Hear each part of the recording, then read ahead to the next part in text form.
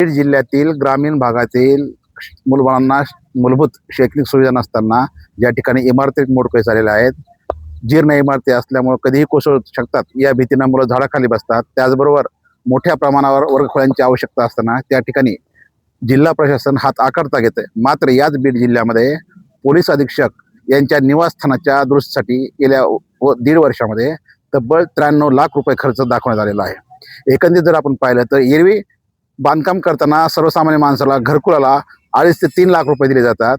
सर्वसामान्य माणसाला शौचालय बांधायचं असेल तर 12,500 रुपये दिले जातात। मात्र याच पोलीस अधीक्षक निवासस्थानामध्ये शौचालय दुरुस्तीसाठी केवळ तब्बल 17 लाख रुपयांचा खर्च दाखवलेला आहे। एकंदरीत हा अनागोंदी कारभार सार्वजनिक बांधकाम विभागाचे कार्यकारी अभियंता जे आहेत त्यांनी संगनमताने केलेला आहे की बोगस बिलं काढलेली आहेत।